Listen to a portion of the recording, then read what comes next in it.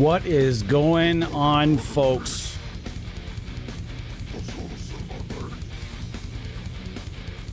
How's everybody doing? I don't know how I'm feeling today.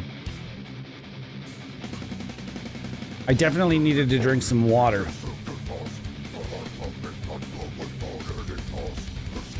And I did that. Now I'm going to drink a cherry lemonade. A cool, refreshing drink. If you know what that quote is from, you're a legend. Lemonade. That cool, refreshing drink. Ah. All right. How's it going, everybody? My name is Tyler, and I decided to use some product in my facial hair today. Sorry, I have to do it again. We have to listen to that.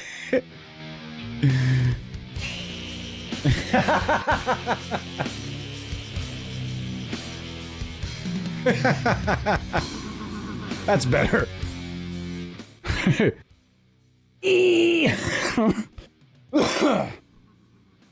Oh, man. I'm not making fun of Chris Barnes. Calm down. Man was a hero to me back in the day. This is actually a playlist I created not way back. I don't know, a few years ago now anyways.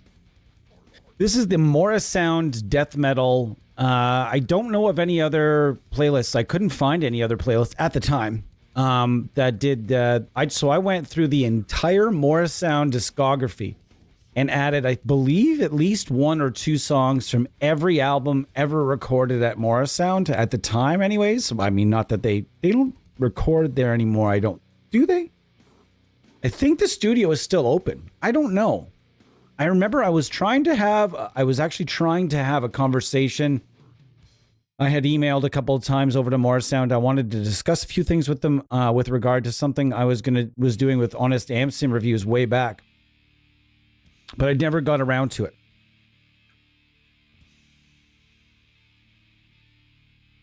Tyler, my friend, Tyler. It is Tyler, but although I get Taylor a lot, Tyson occasionally, it does happen. Anyways, this is a playlist we'll be listening to.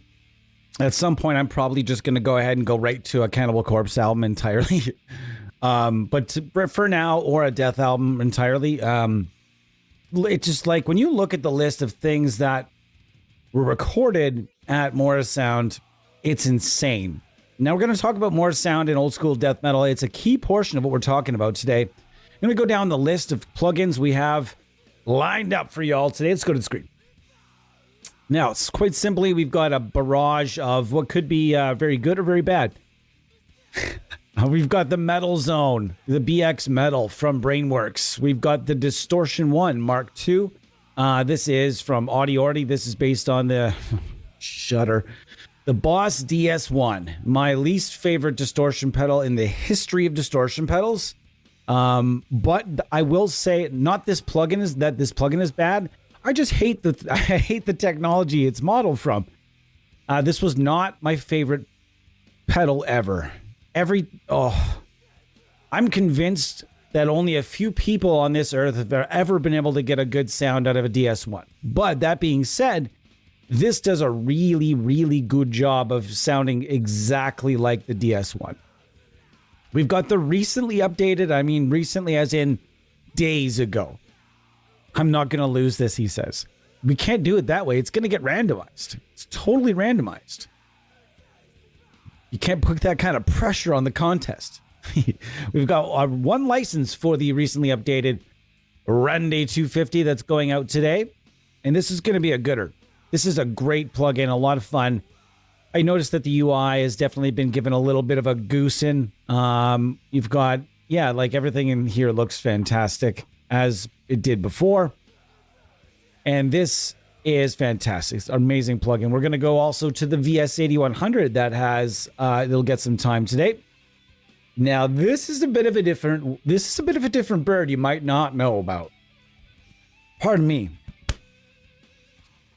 My English is good, but fails sometimes. Dude, absolutely no judgment here. I can speak absolutely no other languages apart from a handful of, just a very small handful of Russian and maybe a barrel full of Canadian franglais. It's maybe a barrel of that. I can read it better than I can pick out things. They speak real fast, ugly, gross, half English French. It's not easy to understand. So this is the Flextron, folks. This is 100% free. 100% free. I think you can still get this. I think the SoftAmp as a company has AXP SoftAmp is no longer, I don't believe.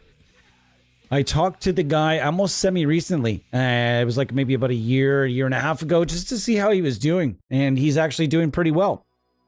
This thing is pretty cool, and we're going to have a go at this. Now, this is about as close as you're going to get to something being modeled from a VH140C. Now, this is based on the Crate.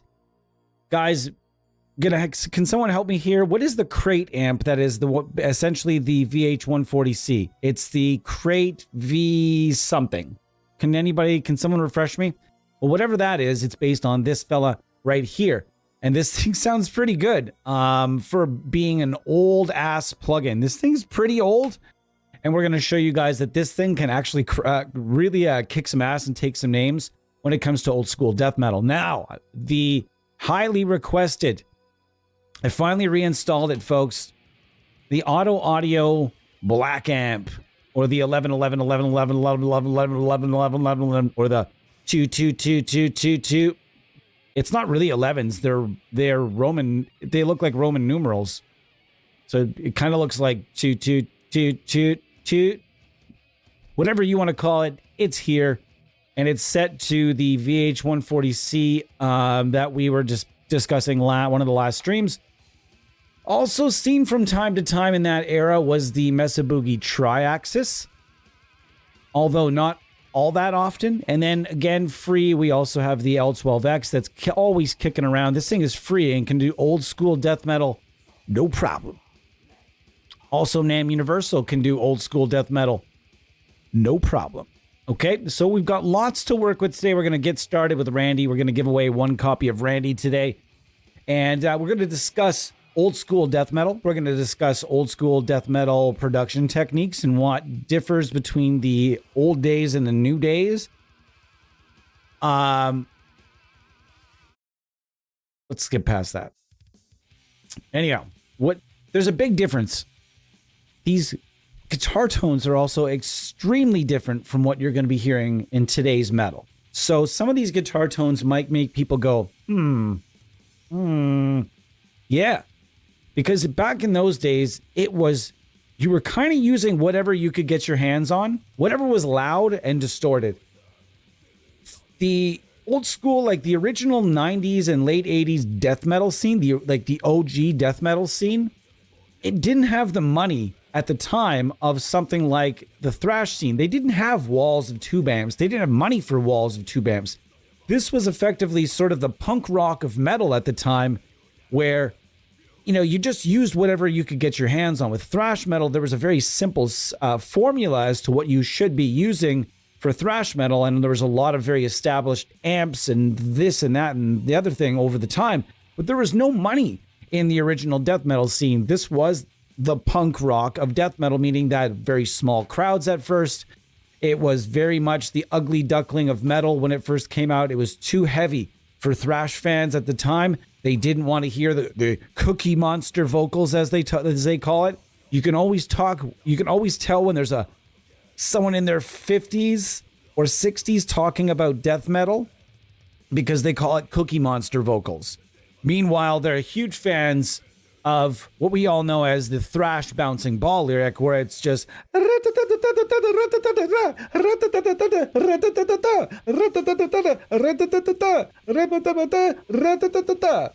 that was the pattern you got in so much thrash. But that was okay, but it was not okay that we had Cookie Monster vocals. You know what I mean? So it was too heavy when it first started out. It was definitely for the like a younger breed, a different breed of metal listener. There was crossover for sure lots and lots of crossover, people that were like looking and hungry for something heavier. This was made for them. They started to fade away from thrash a little bit and started to fade over towards the metal scene, the death metal scene a little bit more.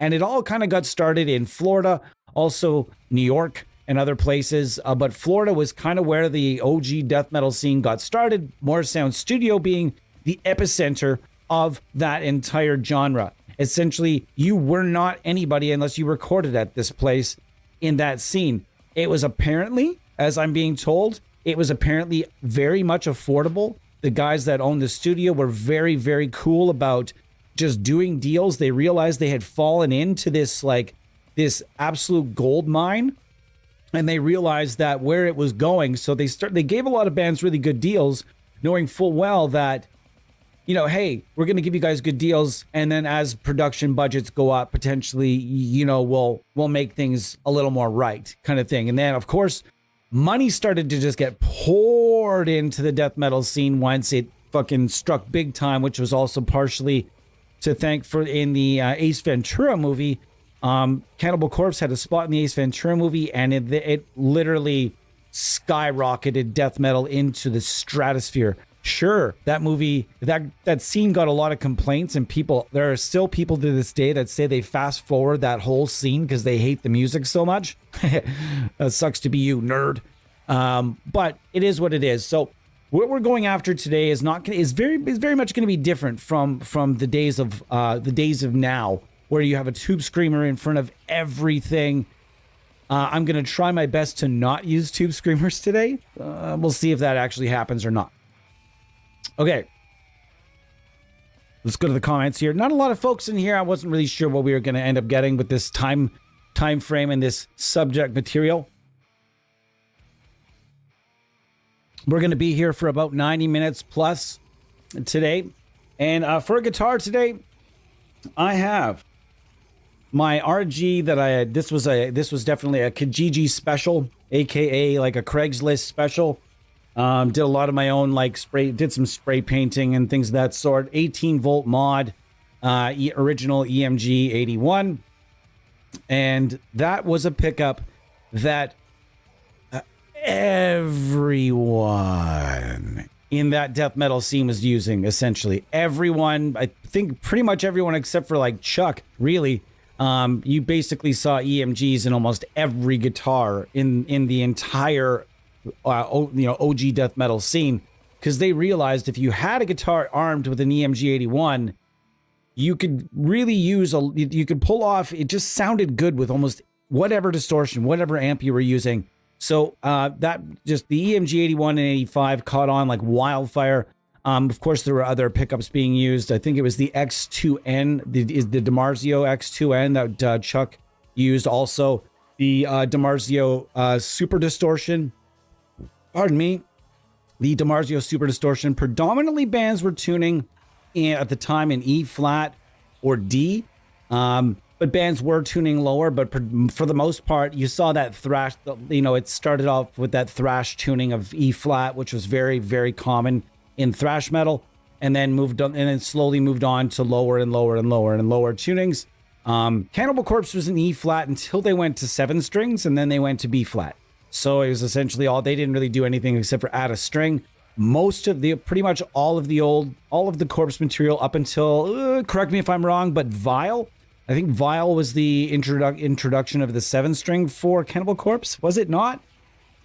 I can't recall the album where they added the string, but pretty much everything from the old Cannibal Corpse catalog, the OG Cannibal Corpse catalog, can be played in E flat with just an EMG in pretty much any guitar imaginable. Pretty much any guitar. That was what made it attractive as well. You didn't have to have a nice rig. And so we're just going to kind of mess around a little bit and see what we can't do here. All right.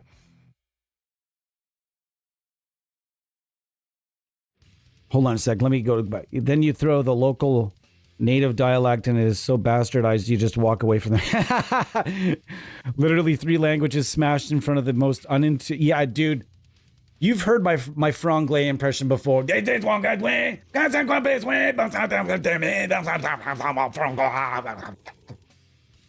If you go to France, you listen to people speak the most exquisite French imaginable. It's exquisite. It's very nice. It's very like beautiful sounding. It's just wonderful sounding. And then you go to Quebec and boy, oh boy, it's a different ball game there. You're like, why is he talking shit on people from Quebec? I'm not really. But don't think that those folks don't talk shit on English folks as well. All right, let's tune up. I am tuning in D today. And yeah, I'm tuning in. It's just going to be D standard. And we're going to go from there. I hope everybody is having just an absolutely lovely day. I'm having a good day today. It was a solid day. I can't say anything poor about it at all. So far, so good. I had a nap. I haven't had Saturday afternoon naps are absolutely crushing. Sorry, you guys can probably hear this through the mic, and that's just unfortunate. All right, let's see what we got. Gonna check on our DI. Way too hot. All right, let's bring that back. Even a little bit. Still a bit hot, but you know what? I like it. Like it hot anyways. I'm kidding. All right, let's get into Randy. Wow, that's pretty tasty. There's no pedals out front, nothing. This is the plug-in and the cab right now. One thing, I can't really find a lot of record of really any bands using anything out front of the amp. Cannibal Corpse was straight into amps, but they used, by the way, that was the other thing that changed. When did it change with Cannibal Corpse? Did they also change from the solid state amps to this seven solid state amps to the rectifiers at the same time that they changed from E flat to, from 6 string to 7 string? Can you guys, is there anybody that knows anything about that?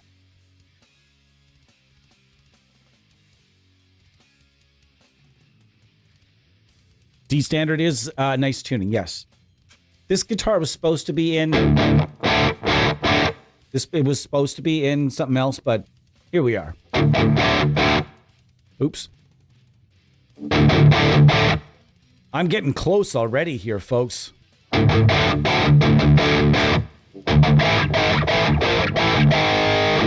See, I just now a tone like that would have worked for thrash, but that tone like this was also not working. Was really not going to work for death metal. So you needed something extra. I've already got the sustain up. I've got everything kind of cooking here.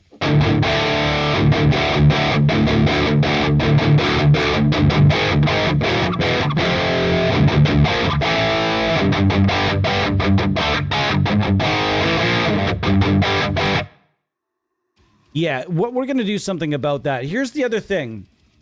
Ed, don't worry, Eddie. We're going to do something about that. Now, here's the other thing about that is very different from old school to current. This is going to be so difficult for anybody under the age of 30 to even wrap their mind around. If you're a guitar player under 30, you might want to sit down. Okay? We're about to do something pretty controversial here. We're going to take the mids out. Okay? I know. No. Shh. It's okay. Shh. Calm. Find your safe place.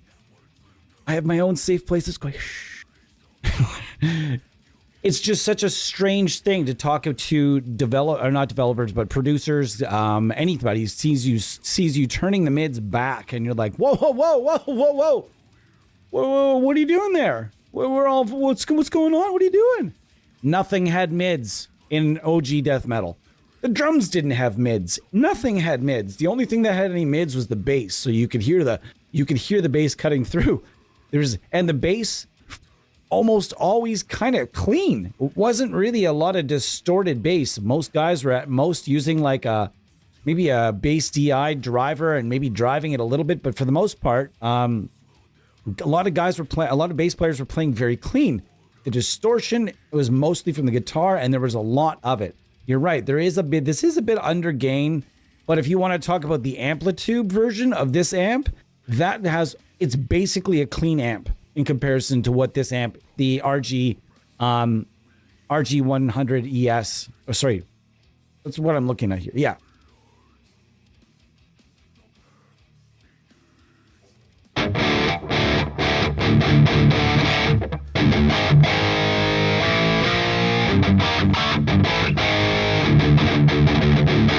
So a lot of guys were, the bass would go up, the presence would come up a bit, the treble would go up, and those mids would get turned almost all the way down.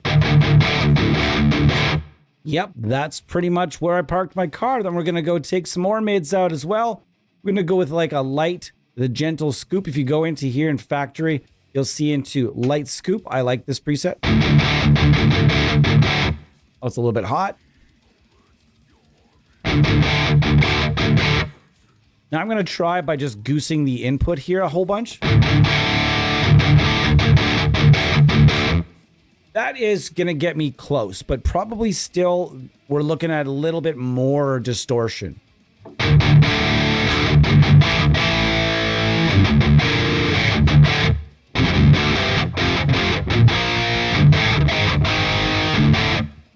You're looking at probably more distortion than that, even still. We're not going to put too much more. I mean, I could add a tiny bit from the pedal here, just a tiny bit from the pedal. But I just don't, this is going to make it a bit, probably a bit too modern sounding.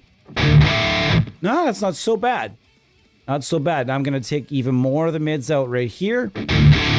Now we're getting warm now, folks. I am going to ease up a little bit on the low end. This is it. This is right where I parked my car. If I'm just gonna play in a an old school death metal band,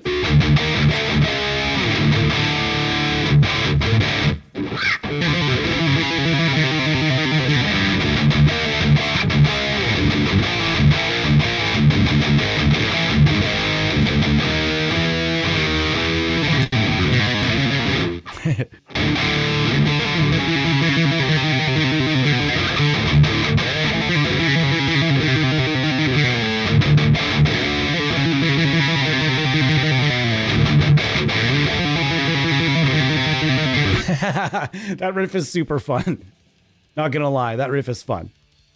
How's the guitar volume? Everything good? Everybody good? Hey, Charlie Crease, what's going on, dude? Nice to see you. And sorry if I haven't greeted everybody today.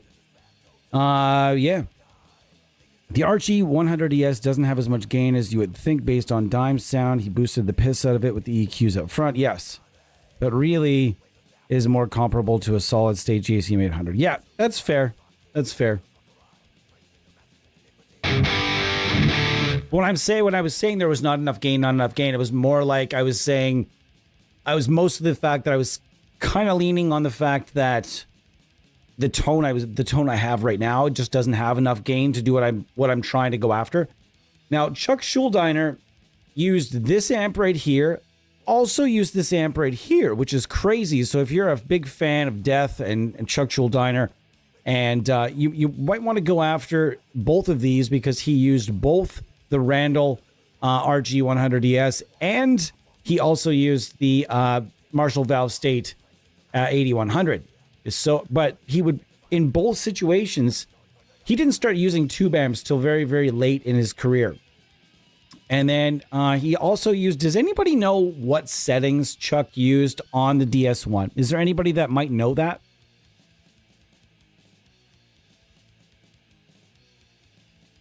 I'm just trying to read through here, guys.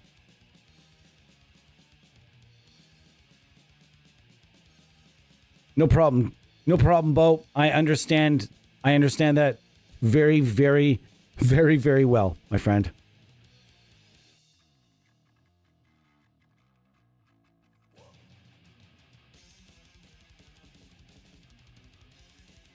So one of the boosts that we're gonna give around today is this guy right here. We're gonna have some fun with this, and I'm gonna go with the Cannibal Corpse-ish settings on here. We're gonna go with like standard boost settings. So this is a bit of a modern Cannibal Corpse, if you can call it that.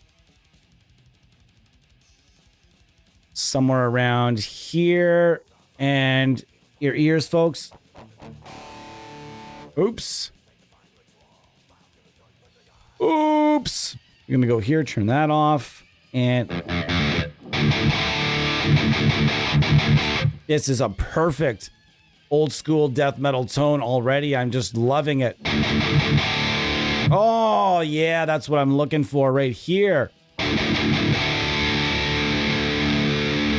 Yep, that is exactly where I parked my car.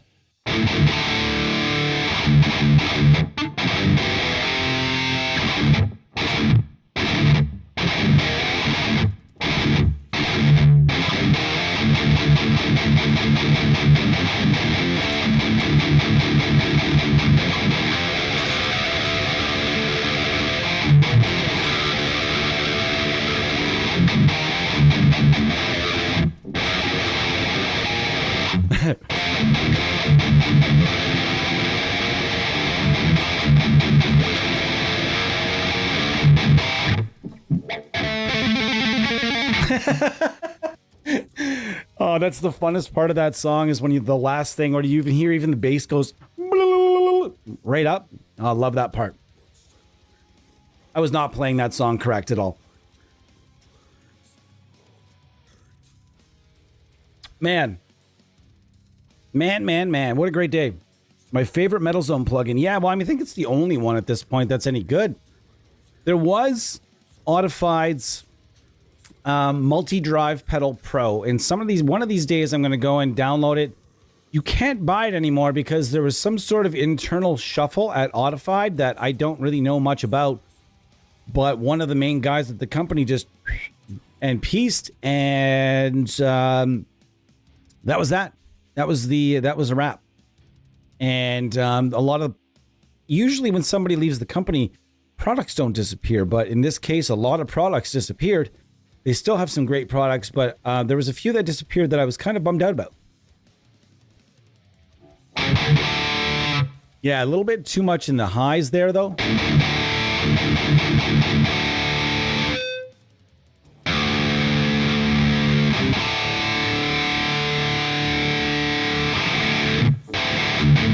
I wish there was something that told me exactly where I was here. It's just this one's all by feel.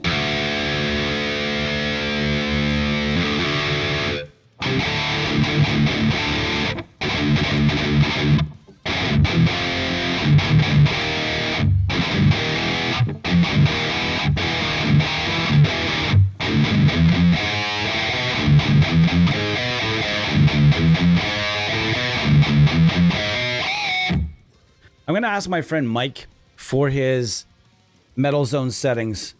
Actually, shoot, I wish I had my... Hey, the best Metal Zone settings I ever heard were from a friend of mine. He's currently in a band that you guys may or may not have heard of called VHS. They're actually quite popular in the metal realm. They're very interesting. Old school death metal as well. I'll probably throw some of their stuff on later. But yeah, the singer of that band, Mike, has a Metal Zone setting that just fucking works. And he uses all Audiority on his recordings, if I'm not mistaken, which is pretty sick. So, yeah. Don't need no stinking mids in this joint. You're right. We are scooping up in here today. We got the one shots already. I'm sorry, Pedro. As I went to forward them, I was on my phone. And I was like, shit, I don't have his email address in that. Like, it wouldn't pop up. And I completely forgot. So my apologies. I do have them. Sorry, I could not facilitate that, the transaction. Now, if you're sitting there and you're like, these are not very good metal tones, that's okay. You know what I mean? Like, I would not necessarily use these tones 100% of the time currently. You know what I mean? I don't think I would do that.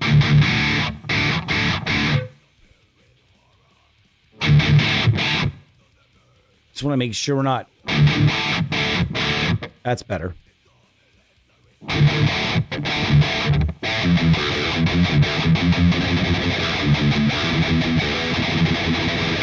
It's like a whole blank screen and just this tiny Metal Zone plugin. It's tiny. Look at it. Tiny. I can't even say it. We're going to be going plug-in to plug-in today. So let's come back to Rando here. I want to go to the Flextron, guys. I'm excited to go to the Flextron. And I'm excited to use a cab with this one because if I remember correctly, the cabs involved here are, they're okay. I'm just going to use the EGA because angle cabs, I don't think they were definitely not really a big thing in the OG death metal scene, but That being said, which cabinets really were? It's such a large mix of cabinets back in those days. So, I mean, I honestly think just whatever works for you will be fine. But if we want to get crazy, I know what we're going to do. We're going to go back and use the old school, some old school impulse responses from the Catharsis Studios. Let's use those for a minute. And then let's use the Flextron here. And let's see what we can do. This thing is old. Okay, let's just give it some room to breathe. Why is it so quiet?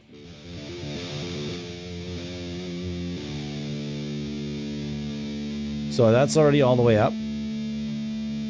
The bias is fine.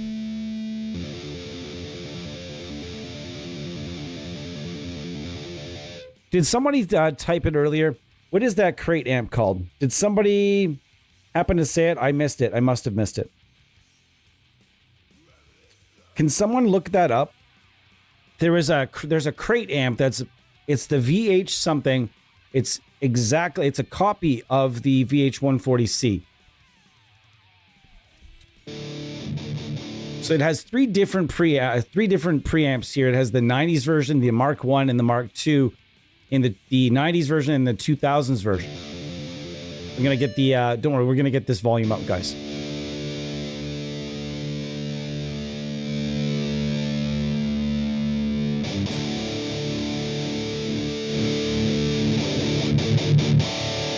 You might be thinking to yourself right now, that is not really that great. And again, we have to talk that this was a different time full of very different tones for when it came to metal.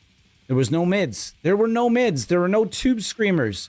There were distortion pedals. Yeah, there were tube screamers existed, but nobody was using them in the way that they're using them right now.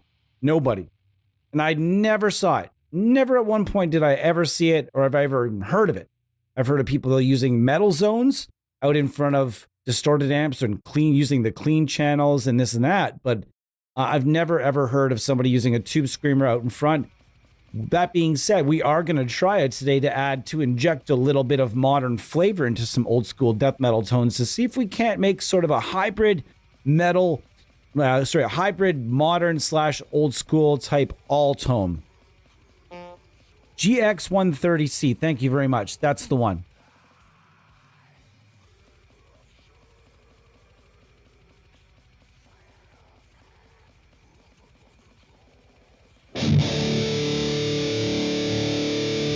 So there's 3 channels, clean.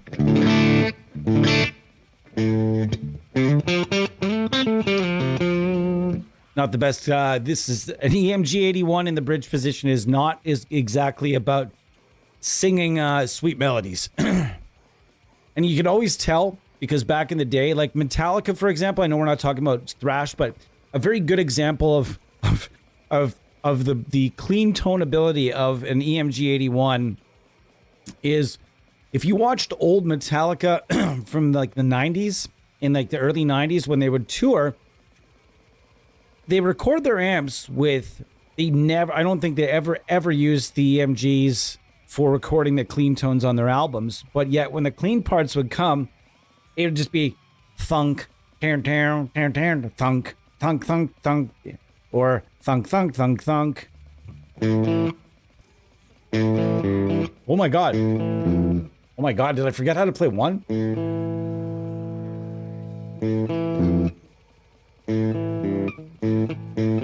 Oh yeah.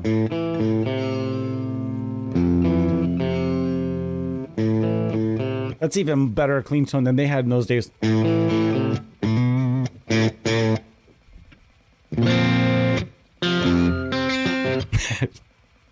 Let me tune up here, guys. This one's staying in tune pretty well today.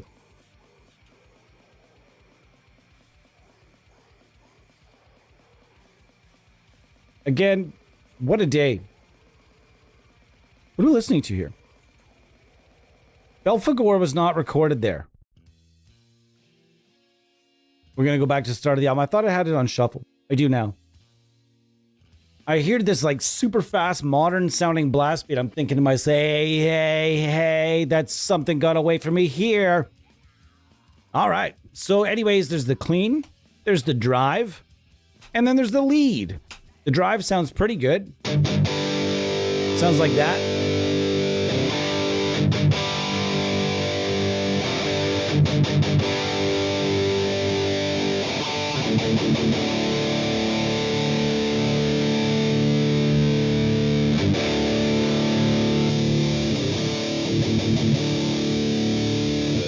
Again, we've talked about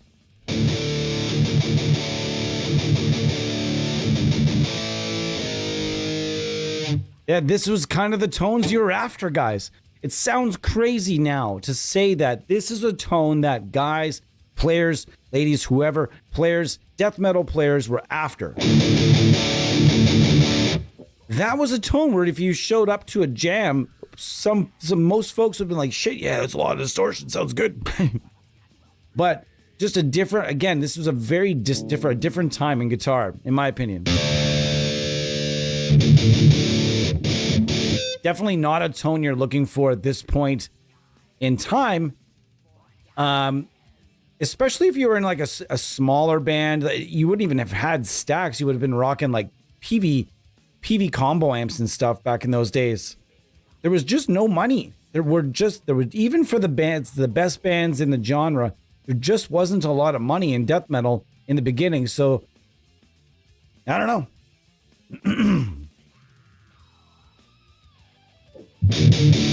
It's a very different bird of a tone, man. It's such a different vibe. I'm gonna bring this back up.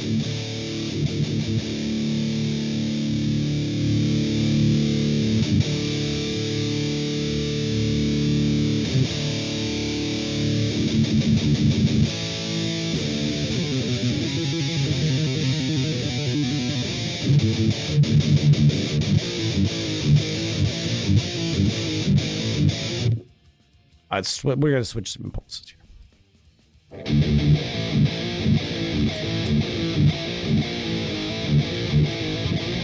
Oh, okay, let's try that again. Not sounding too bad right now, though. Not sounding too bad.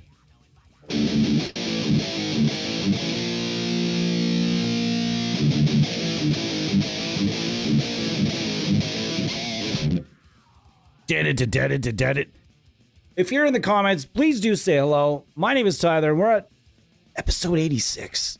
86. It's time to 86 me, I think. Get him out. Get him out!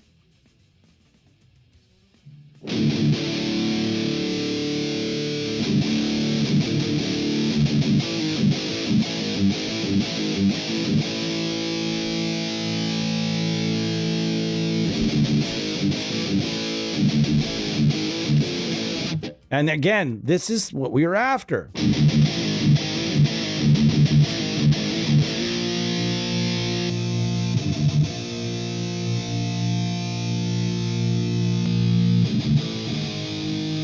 Then the 5150 came out and changed basically everything. That was where that amp changed everything overnight. And everybody thought the Valvestate, and it did. The Valvestate changed everything overnight as well. It was cheap, and it sounded good, and it had distortion inside. You didn't necessarily need to use a pedal. Super, super cool. That was great to have. But then the 5150 came out, and at that point, things, like I said, everything changed. Everything changed. Because that amp was affordable as fuck when it came out. And it was full of distortion. And almost overnight, it seemed like bands changed to 5150s. And when Corpse started using rectifiers, a lot of other bands started using rectifiers. You started getting a lot of the oversized cabinet use as well. Like, Corpse started using the Mesa oversized cabs. Then a lot of the Vader cabs started showing up. And then you have, of course, the Marshall MF cabs that showed up. And then, the rest is history. Now, I think there are most styles of metal, apart from like, Stoner Doom and whatnot. It seems like a lot of the same gear is getting used these days for the, most styles of metal. Whereas in the beginning, the thrash gear, and like if you had showed up for a dead serious audition with a top tier thrash band, with even a top tier OG death metal rig, you would have probably got laughed right out of the room. Like, what the fuck? This guy's got one cabinet? What kind of amp is that, dude? What is that? Is that a solids? Is that, what? But then in the death metal scene, it was a whole different ball game. It was all about distortion and how well you could play. And a lot of those guys, I mean, like the guys in Cannibal Corpse, are just madness. It got progressively harder over the years, but because, I mean, honestly, the early Corpse stuff is a lot of fun to play, there's a lot of stuff even like intermediate level guitar players can probably pull off in the early Corpse stuff, but like now, in the last, like, say, 15, 20 years of Cannibal Corpse has just been like the guitar and bass has gotten way harder. To be fair, the bass has always been very difficult in Cannibal Corpse, though.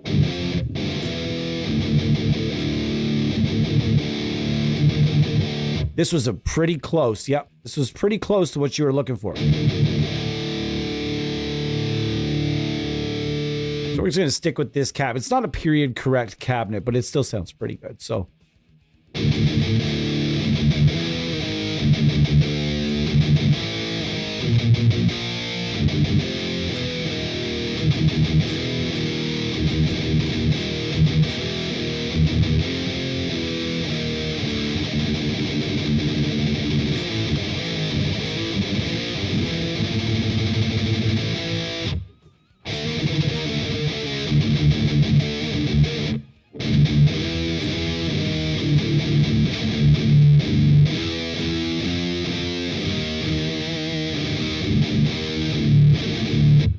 So again, this is the Flextron. You can get it for free. We're going to say goodbye to the Flextron.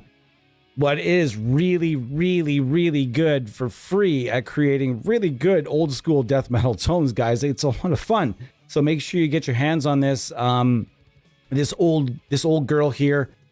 It's just a lot of fun to use. It looks a bit different. Doesn't really look like a guitar amp. It looks like it's more like something that should be in the dash of a car that, like an early 2000s car. Not like an early touch screen, but then nothing really cool on it. And it doesn't look like much like an amp. But that being said, it is, and it's a lot of fun, and it's free. So make sure you check it out. Find it where you can. It's called the AXP Flextron DC14. That pretty much points right to it, eh? The DC14, as someone set up above there.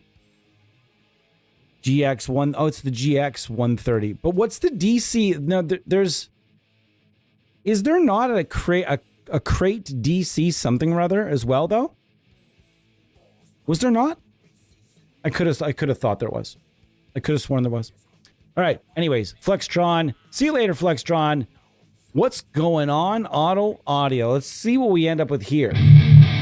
Whoa, that's Impulse inside of Impulse. Let's chill there. Lovely. This is a bit more modern sounding, but we're gonna. Actually, it's not. That's pretty bang on.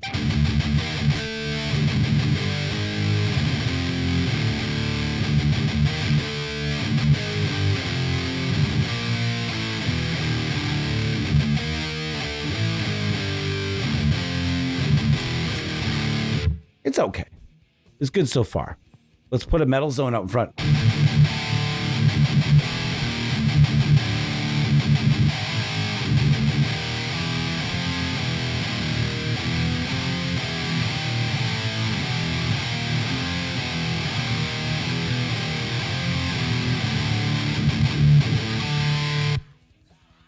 Kayla Kent, how are you? Reminds you of the Randall? How about this? Did you just drop in? Because we started it off with this bad boy right here that we're giving away today. This is the recently updated Audiority Randy 250. And it was recently given a nice little, just a little tap. Yeah, it's got this nice new UI, and I think there's like a dark mode now. Is there a dark mode? Dark mode? Dark mode. No, he just made it all dark. I see. That's fun. Settings. Wait. Nope. That's fine. Everything's fine there. Just to go from left to right for y'all. This is essentially meant to be kind of a dime bag type thing. But as we're all aware, not only Dimebag used this amp, it was used by Chuck Schuldiner, it was used by Kirk Winstein, it was used by Vivian Campbell. It's been used, well, in both Def Leppard and Dio, I might add. He used that amp. And he famously said it was it was his slump buster. When he couldn't find a good tone with anything else, he would go to his back to his jam space and dust off the Randall ES100 ES and just bring it to the studio, to the point where it just ended up coming with him in the loadout of gear that was making its way to the studio, because he's like, well, I'm probably gonna need this thing at some point, so I might as well just start bringing it. I believe it was him that said that. Nice to meet you, Kayla. Welcome to the channel. My name is Tyler. This is Welcome to the Amp Sim Show, where we gather for all things worship of plugins and all the things that surround amp sims in the amp sim universe, such as, in this case, this unbelievably cheap but yet sexy guitar that I'm using currently. This thing is awesome. It plays terrific, and I'm having a great time using it today. It could use a bit of a neck adjustment, though, so I'm going to do that while we're sitting here, because I can hear some buzz out on it. So you guys are just going to chill with me while I do that. How about that? If you're not doing your own guitar maintenance, and you're still handing money to your local tech for no reason, some things cannot be fixed easily by the average Joe. But if you're still bringing your guitar to a tech for a neck adjustment, come on. You got to save your money. Two neck adjustments is like a plug-in, put it that way. If you're still, and that's if it's still a going shop rate of $40. Most techs charge a base rate of $40, so nothing is going to cost you less than $40, no matter what you're bringing it there for. Just to look at a guitar, most techs are charging $40 to start, and I know techs that start at $60 to start, and I know there are techs that probably start at $100 to start. So you bring them anything, and just to look at it for the first hour, for like you're getting an hour. That's what you're getting. You're getting an hour minimum. So even if it takes them 20 minutes or 5 seconds in the case of a neck adjustment, you are still getting charged for a full hour in the case of most. Unless you know somebody in which case, if you know somebody that's doing your maintenance and you're bringing them a guitar for a truss rod adjustment, they're probably rolling their eyes at you at some point.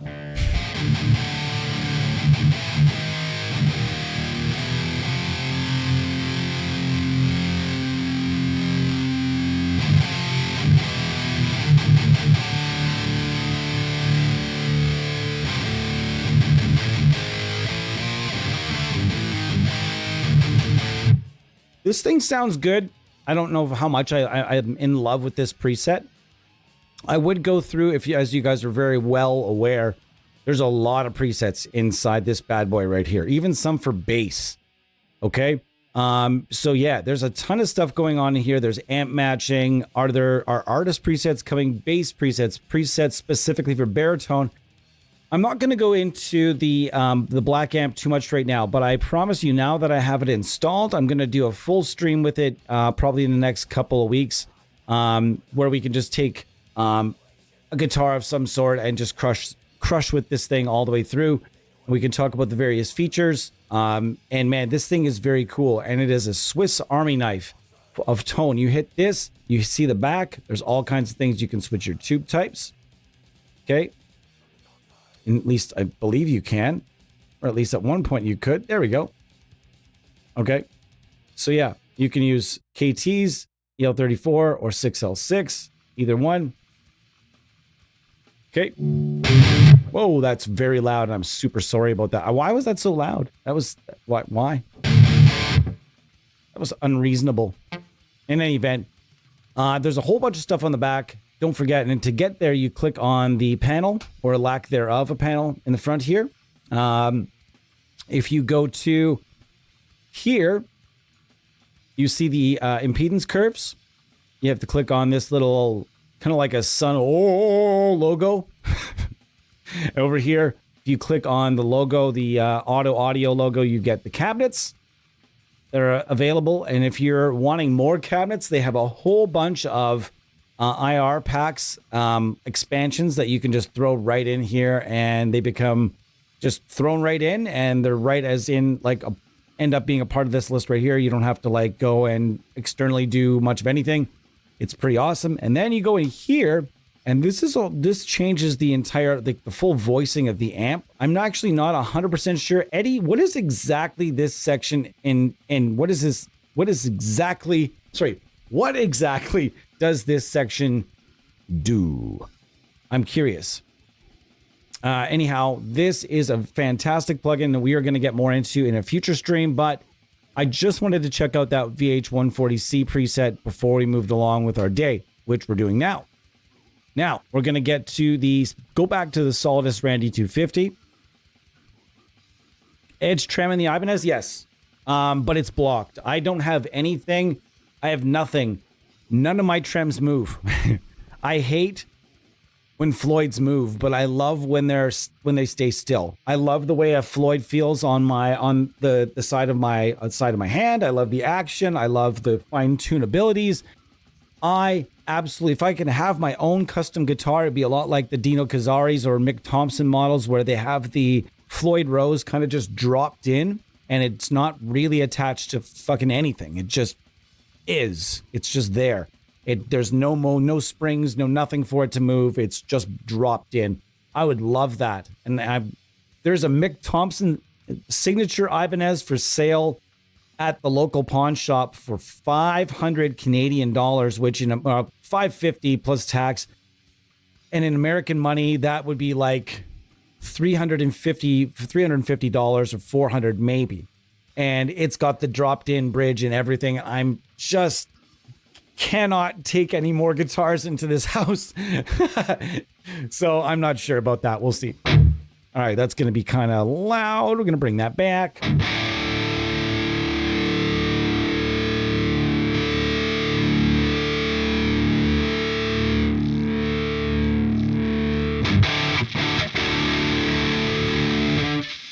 See, so noisy. So noisy and angry. Stop being so noisy and angry. That is just, and you might be thinking, well, that's a lot of sound, that's a lot of noise, oh, it's hissy. That's what this pedal, in reality, this pedal is a noisy piece of shit. I hate the DS1 so much, but this does what it does so well that it just gives me the same feelings of rage. That's how I know how good this plugin is, because it gives me the same feeling of like that hiss that it does. It's real. If you've ever used a DS1 with like a fairly aggressive amp, you'll know exactly what I'm saying to you. All right, let's just for fun.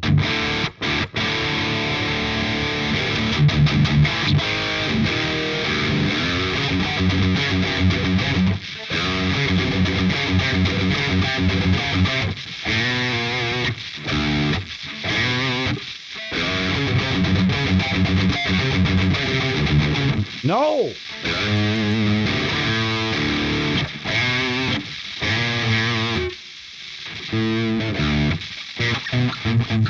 I'm trying to play a little bit of death there, but my memory is... See, just stop making sound already. Like, fuck. Ugh. It just infuriates me. So yeah, that's a loud, noisy pedal.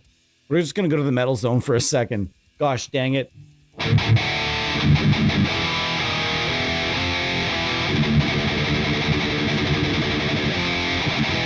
But that's not the only amp you get in here, by the way. Hit the swap button and you get over here to the RH150. Very different bird. Okay, very different bird, this one. And if I'm not mistaken, there are some authenticity and realism issues between the plugin version of this. There's something in here that even the developer is well aware of. But it still sounds cool. The developer is well aware, okay? Okay, let's go to Meat and Taters Rhythm. And let's see what we got here.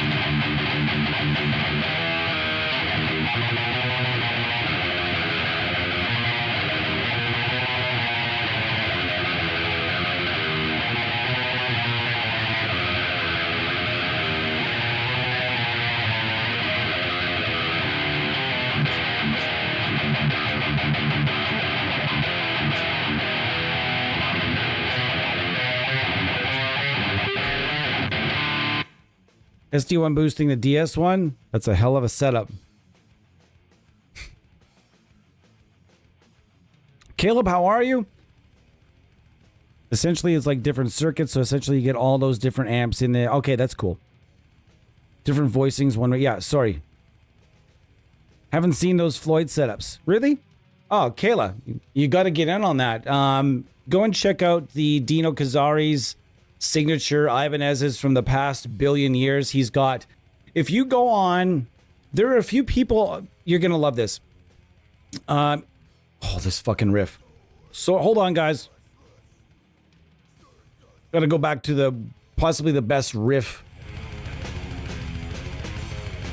Hold on, I remember hearing, I want to preface this. I remember buying this CD at a place called Music City when I was, I think, 14 or 15 years old.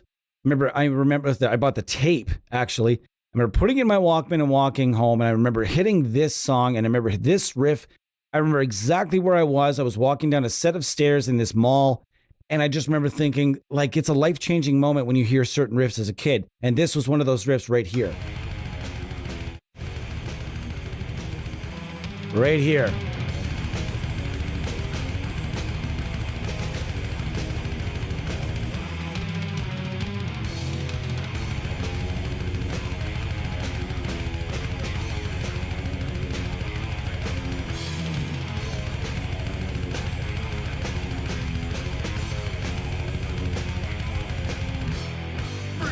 I just remember, man, it's just, this was such a breakthrough album for me.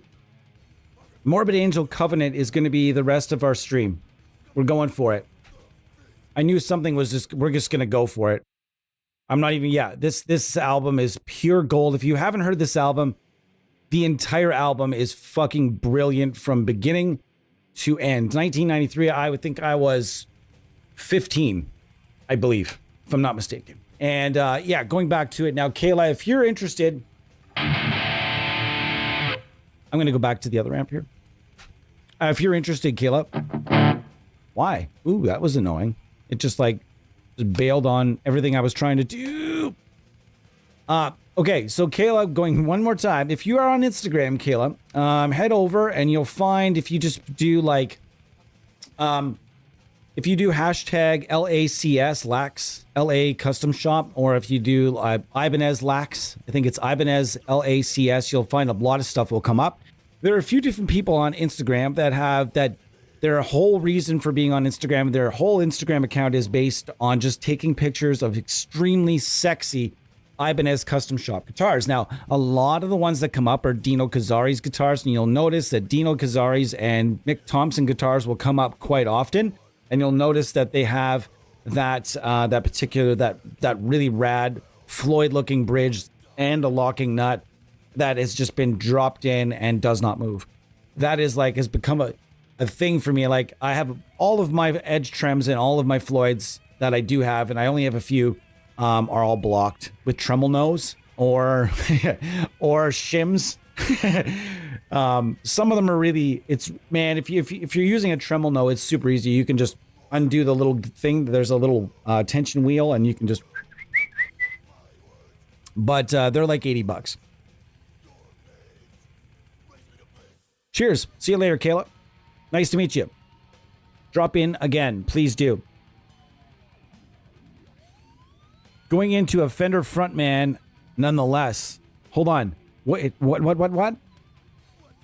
Don't diss the DS1. I used to run the physical pedals at noon.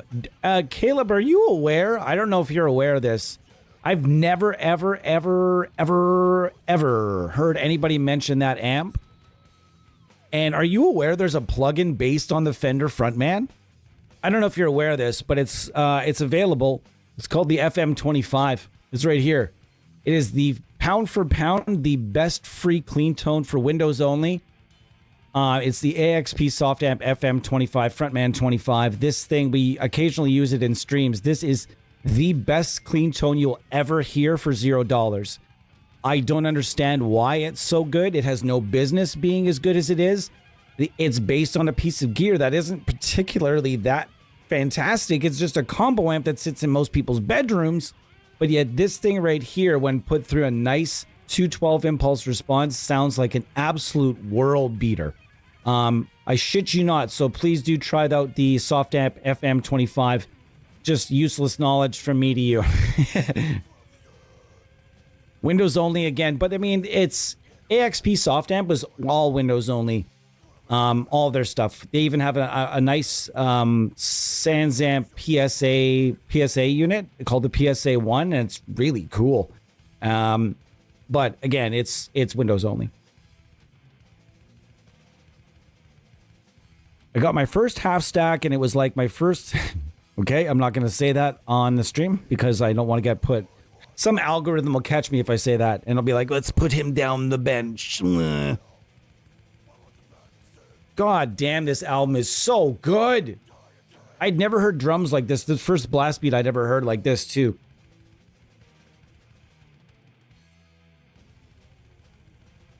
What an album. Some of the worst/best solos ever. Trey does not care. I have a crate amp, man, I use for church now with a pedal board. I'm all DSP for metal. It's fun to run pedals into DSP though. I have an SD1. Yeah, I mean, I used to run pedals into DSP every once in a while. For a long period of time, I did that actually. I remember those pre-plug-in days. I had a PV Viper. Pre-plug-in. What was my last rig pre-plug-in? My last rig pre-plug-in.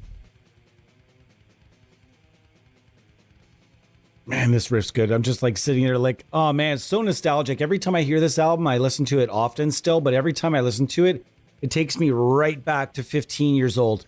Right back to when the only guitar I had was a Pinky Yamaha. Geez, I'm trying to think my last rig pre-plugins.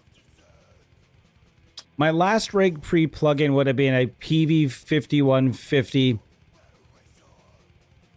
and a Gens-Benz 212 cabinet with... I just had an assortment of pedals. That would have been, I think, my last rig pre-plugins.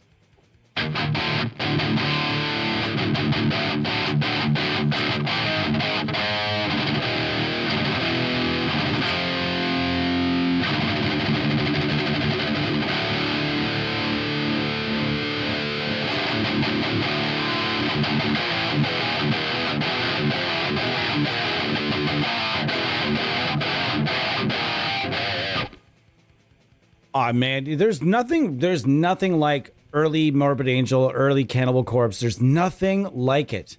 There's just nothing else out there in the entire universe that's like either of those two bands at the start of their careers, or even at I will say the primes of their careers. Arguably, the primes of both those bands can be argued to the heavens, and often is. But we're not going to argue the primes of bands. We're just going to chill out and hang out tonight together. And we're going to enjoy the great old school death metal tones that we can come up with today. Ooh, we forgot. Ooh, that's actually... We're getting warm here, folks. We're getting really warm.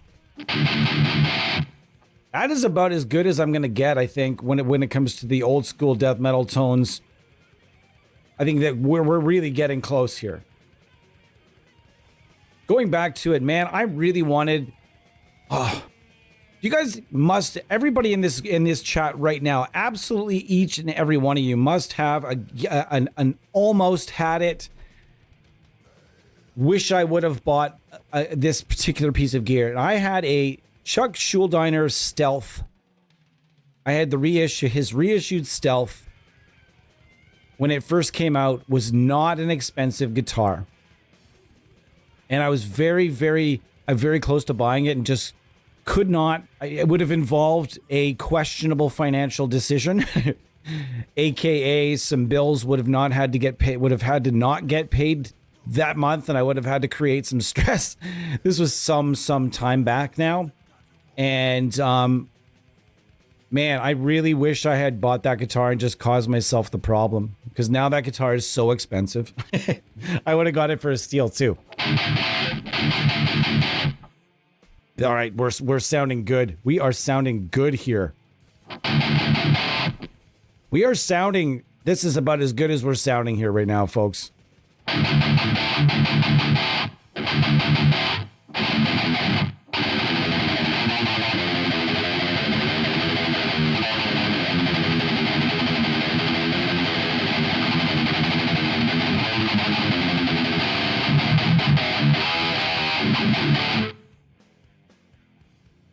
Oh, one of my favorite riffs ever. And guys, you guys hear this riff all the time on this, all the time.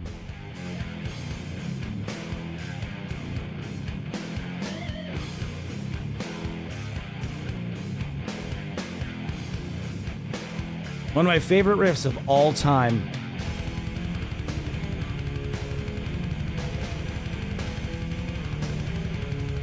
Oh gosh, I could listen to this riff. Oh, I could just, my goodness. And when he starts singing, oh my gosh, oh my gosh.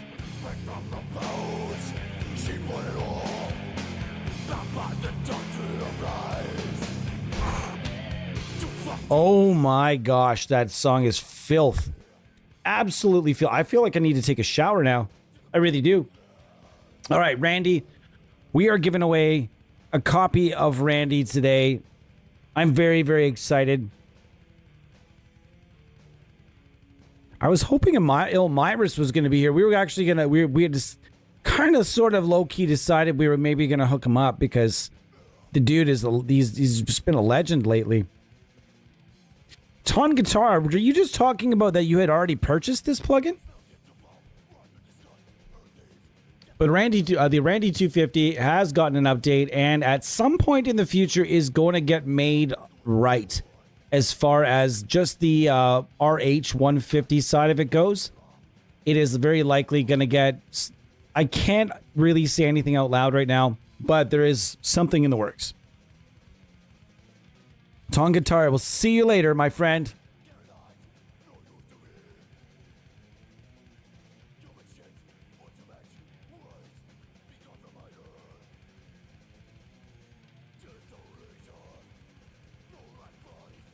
You know what, Caleb Wand's going to be our winner today. Caleb Wand is going to be our winner today, and he is going to win himself a copy of the Randy 250.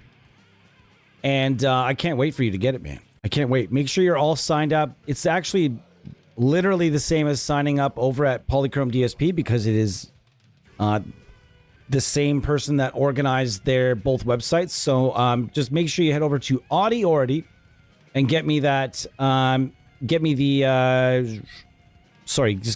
email address that you used to register, and I can get you hooked up with Randy 250. And we're going to end our stream in a little bit, but I'm going to take a break first. If anybody is wanting to stick around, man, I'm stoked. I would love it if people would stick around for a bit. That'd be cool. If you have to go, you have to go, but it is what it is. I'm going to be back in about 3 minutes. We are going to continue our trek down the death metal road, and I'm going to talk a little bit more about what old school death metal means to me and how I found old school death metal specifically. You guys, feel free to tell me as well. What does old school death metal mean to you? Who's your favorite old school death metal band? What's your favorite old school death metal album?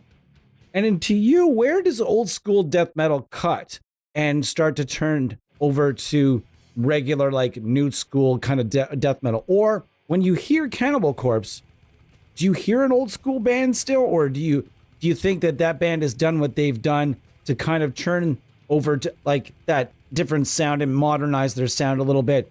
Feel free, talk about anything you'd like in the comments, folks.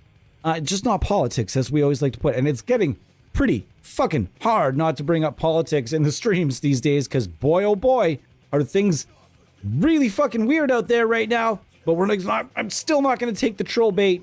I'm not going to do it. I'm not going to break the rules. Guys, I'll be back in 3 minutes. Thank you so much for being here. I appreciate each and every one of you.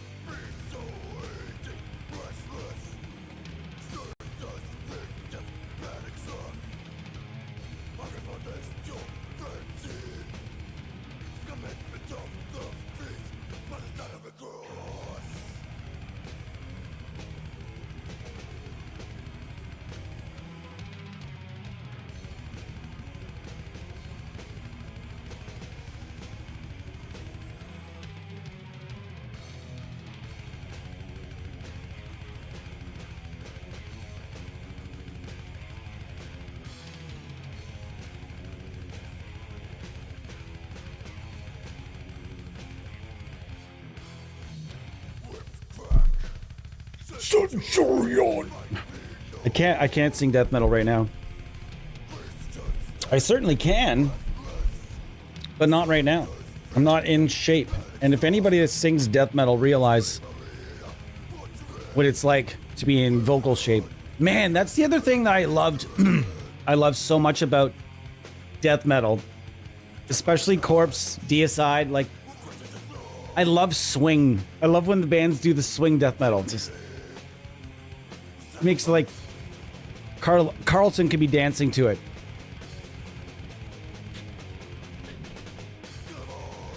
This was the only guitar player, if I'm not mistaken. Trey from Morbid Angel. I wish we had Annihilation Text. Annihilation Text, are you here? I know that AT likes to lurk sometimes, but if there ever was a time for AT to say hello, AT, are you in the chat right now? Because if there was ever anybody that knows exactly what Trey...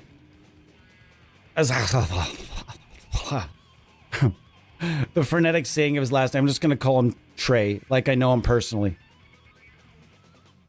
I don't, though. But I know somebody that does. And I know I know somebody that if he's here, he knows exactly what Trey was using at this time frame. But if I'm not mistaken, this was one of the bands that was using... He was using... if I'm not mistaken, he was using a tube amp. You know what we're going to do? We're going to do this.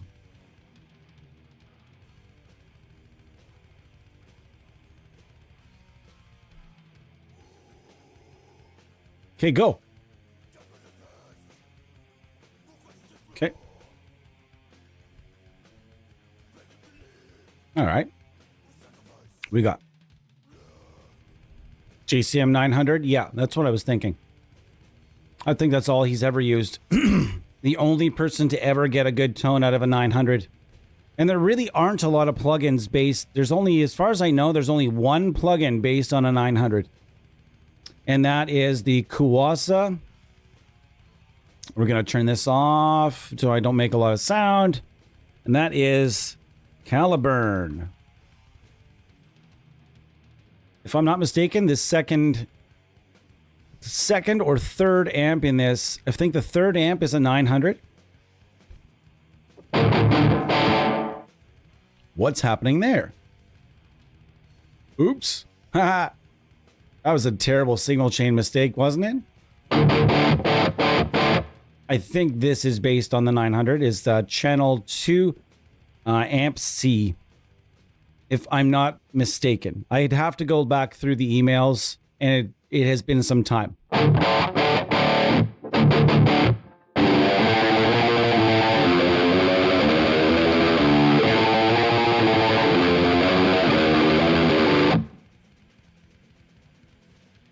David Montosa, how are you? Haven't seen you in a bit. If not, I'll try to capture the impedance reaction with the matching. Neat.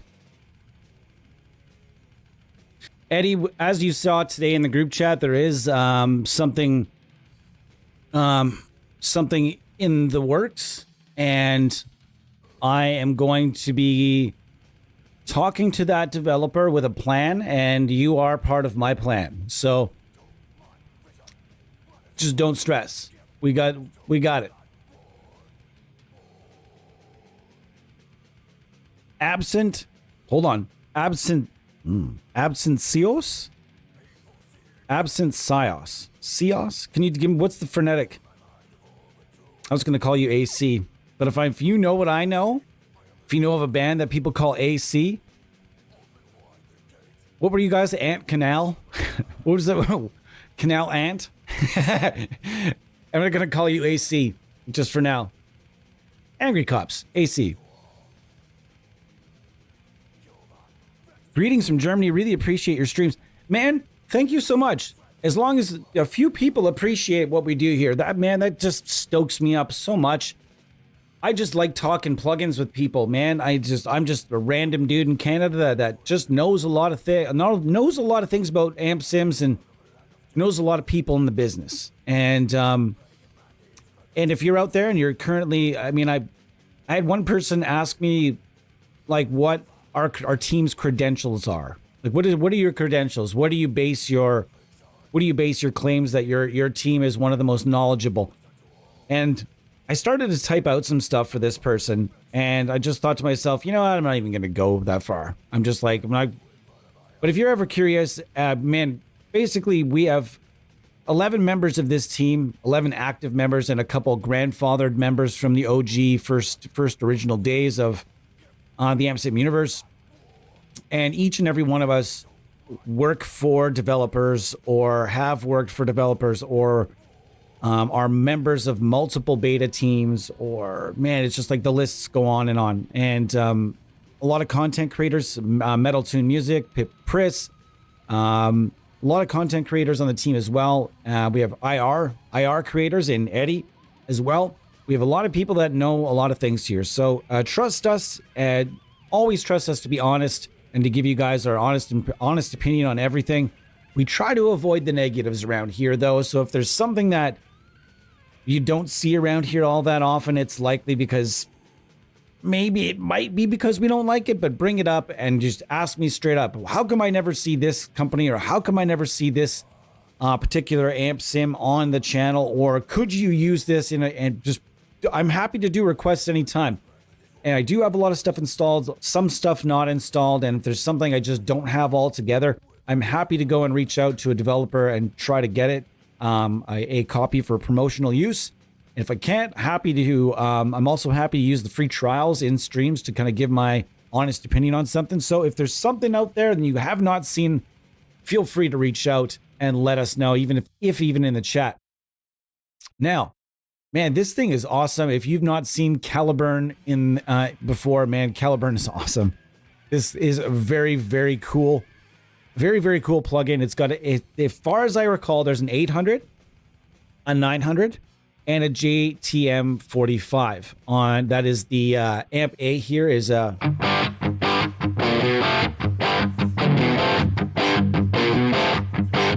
then amp B.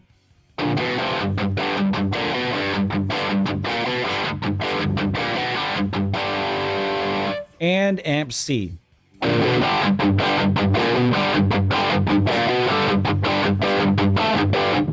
So just giving you guys an idea, they do things their own way at Kuasa, but the authenticity is still very much in the box. Lots of really, really cool stuff over there. The 900, not ever going to be on my list of favorite amps, though. There is a developer, as far as I know off the top of my head, that is working on a 900.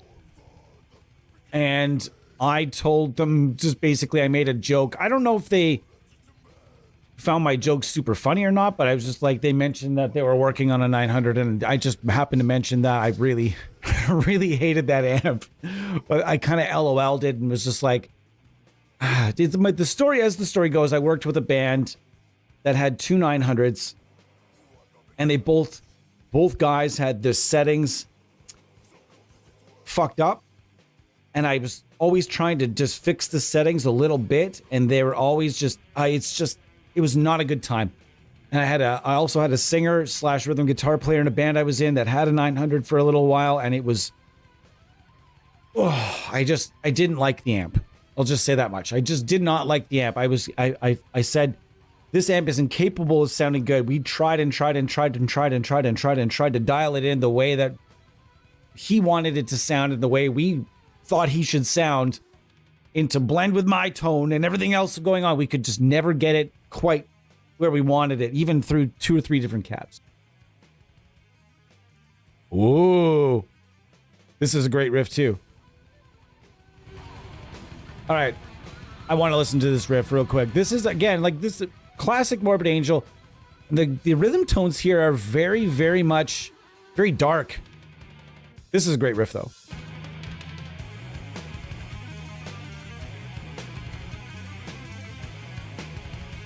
Again, swing, so you're just like, yeah.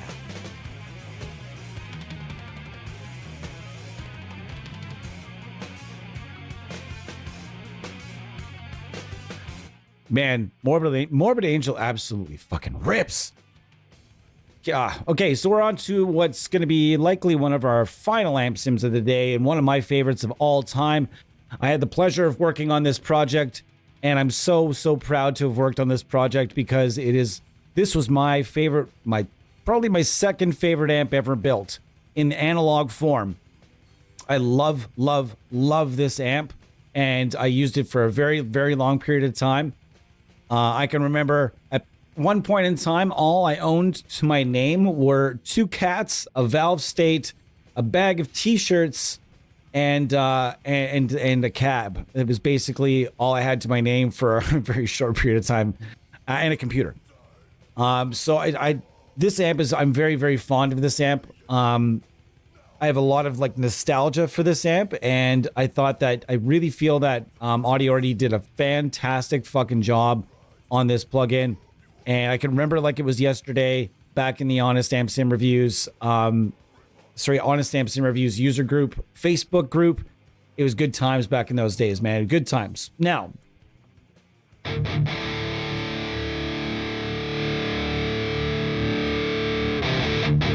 already sounds good. Already sounds good. And it's got the scoopsies built right in.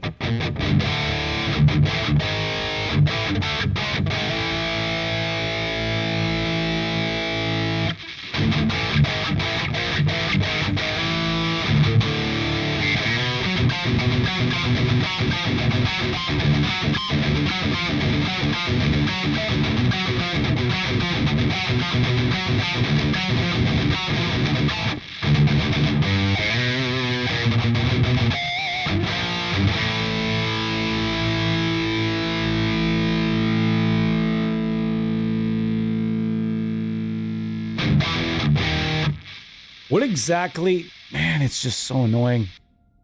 It's just so annoying. Man, what exactly did Chuck, did someone elaborate earlier as to what settings exactly, like the settings that Chuck used on the DS1? Because it's not in the presets. I thought for a minute there it was in the presets. Anyways, we're gonna get rid of that one just for now.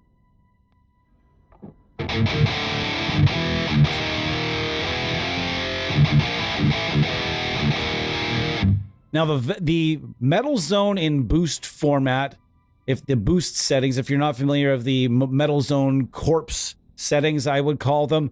That's what I would call it, would be the corpse settings. And actually, if I go get the sword also does something similar. And I think also has a setting on here for that. If I'm not mistaken, there's a preset for this. Is there not? Corpse boost. Yeah. Here we are.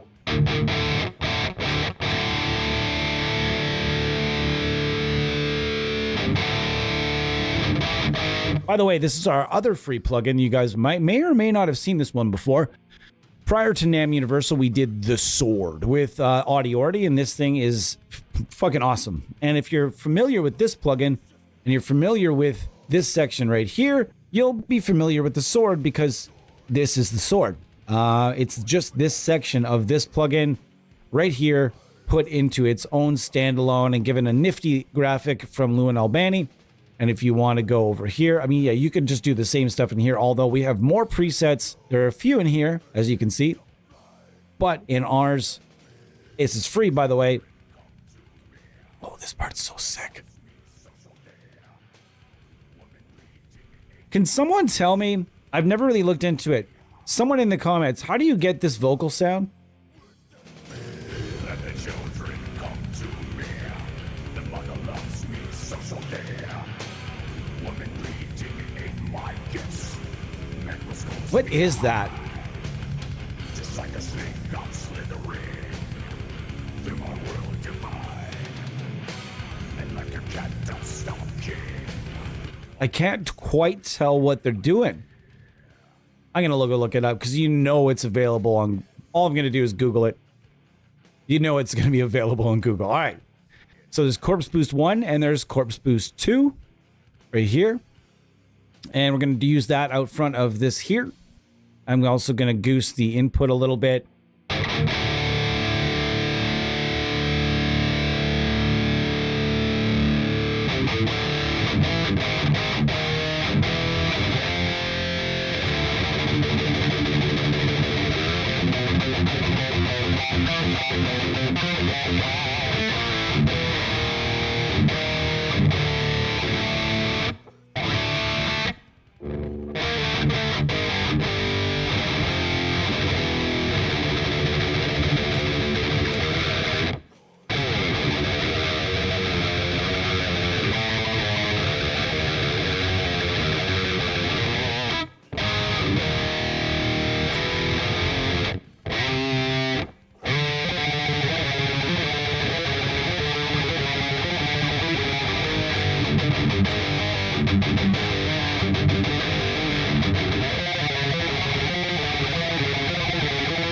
That is such an old school death metal, such an old school tone.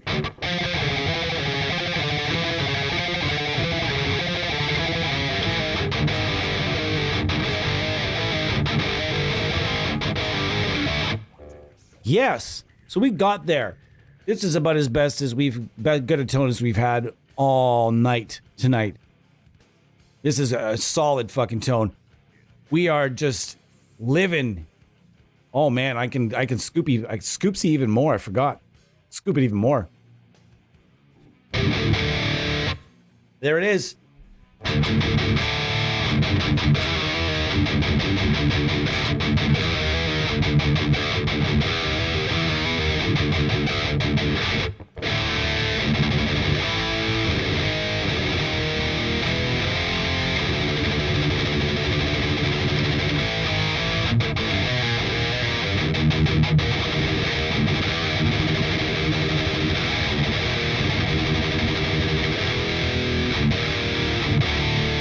Turning the tone all the way down.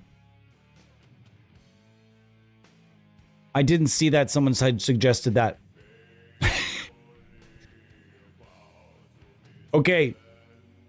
I'm going to ask you guys a question right now. And the real ones are going to know what popular show made fun of this part in hysterical fashion. Which popular show made fun of this part in hilarious fashion?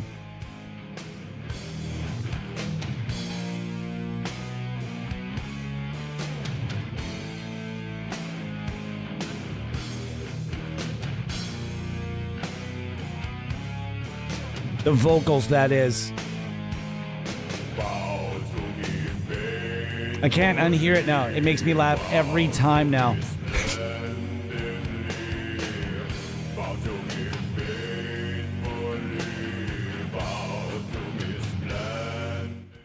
Man, I'm curious if anybody knows the answer. The real ones on the app. There you go.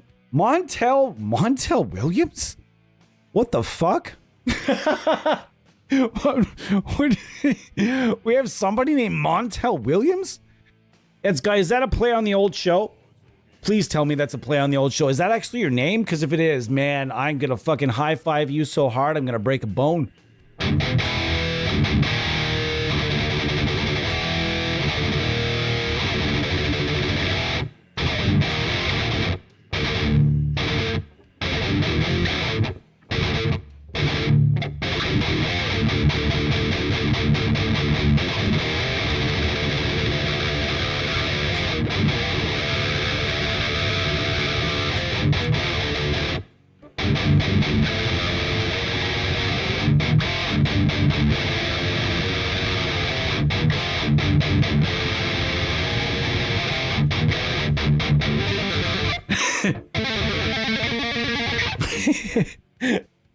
Oh, that part always makes me laugh every time.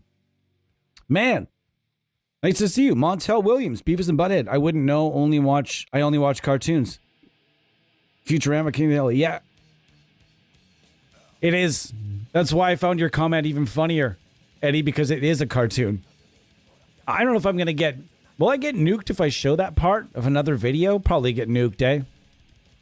That'll be a copyright thing or something. I don't want to do that. So you guys, if you want, just go look it up right up here. Look at the search bar right now and just go Beavis and Butthead, Morbid Angel. And then come back. Go watch that clip and come back. And then you'll see why I laugh every single solitary time I hear that vocal. Because then Butthead's all, bow to me. Bow to me. It's really fun. You'll go and laugh.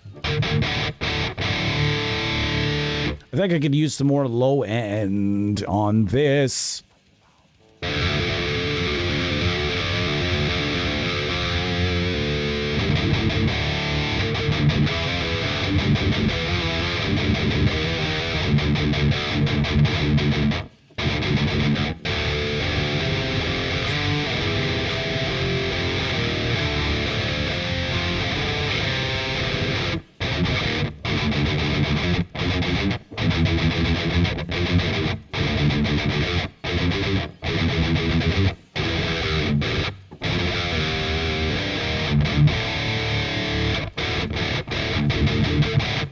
So right now, what are we using? We're using the sword that's mimicking the EQ curve of a metal zone that's set to Cannibal Corpse settings. I've got two versions of that here, 1 and 2.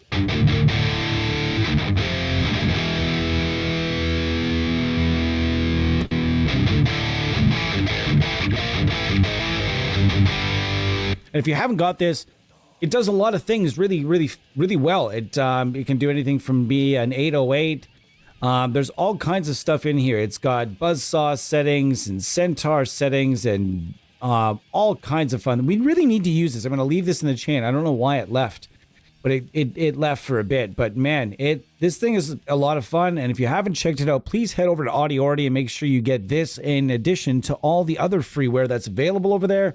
You've got a free phaser, I think, a free boost pedal, a bunch of different free things. So make sure you head over there. This was a collaboration between us and Luca. If you're curious, just hit the more plugins button and pow, pow. And as you can see, what's free? Where's the free? Do they have a free button here?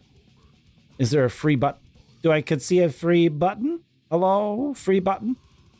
Nope. The free button is not here, but there it is. Free plugins. There we are. The L12X. You have the Dr. Drive, Dr. Phase, and the Sword here, all available for free. And this thing's awesome. If you haven't checked out Dr. Drive, this thing is pretty fun. I don't particularly like the Precision Drive myself in its analog form, but it is what it is. If you guys are curious, this is a rad developer. Also the brain, one of the brains behind Polychrome DSP. So if you're curious, check out Audiority to freaking day.